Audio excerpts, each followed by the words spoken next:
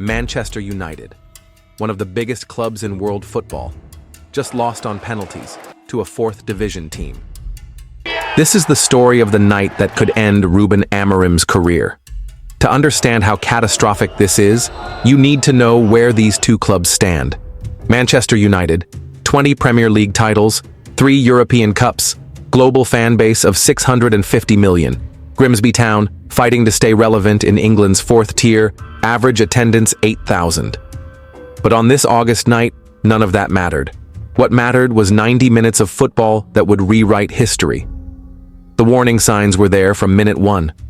Ruben Amorim, the Portuguese tactician who arrived with such promise, has become obsessed with his 3-4-3 formation. It worked at Sporting Lisbon, but the Premier League is a different beast entirely.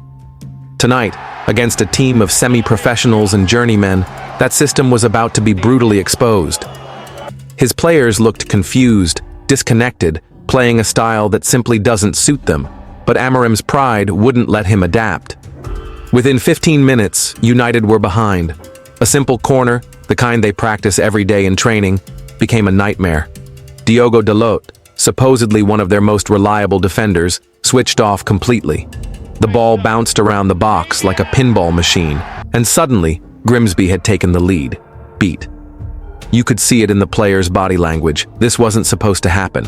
But football doesn't care about your reputation or your transfer fees. It only cares about what happens between the white lines. If you thought things couldn't get worse for United, you'd be wrong. Andre Onana, the goalkeeper they paid £47 million for, was about to have a moment that would haunt his dreams. Another corner, another chance for redemption. Instead, he delivered a masterclass in how not to command your penalty area. The ball came across, Onana came for it, missed it completely, and watched helplessly as it sailed into his net. 2-0 to the fourth division underdogs. The theater of dreams had become the theater of nightmares.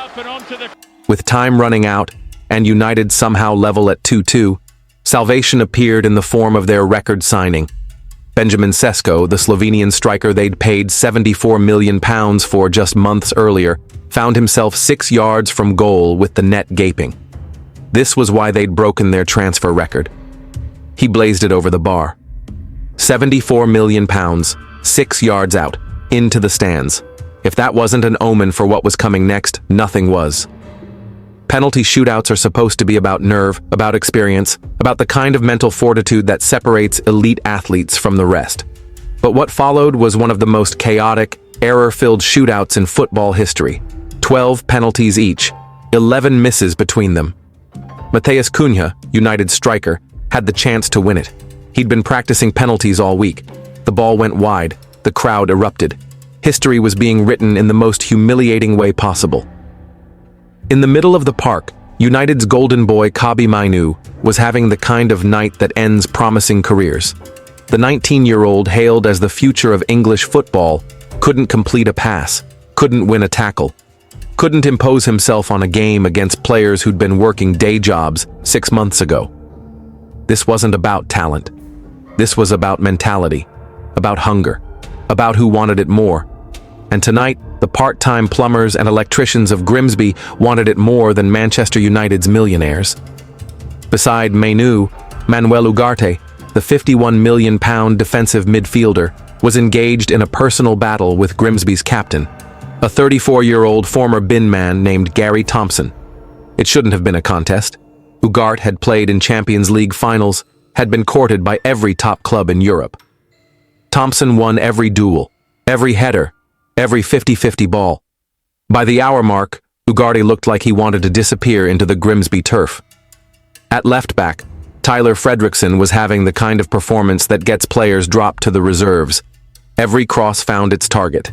Every run went untracked. Every defensive action seemed to help Grimsby rather than United. This is a player who cost £32 million just 2 years ago.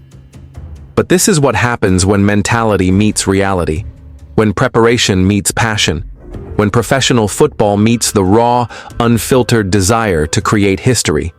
Where was the leadership? Where was the captain's armband when it mattered most?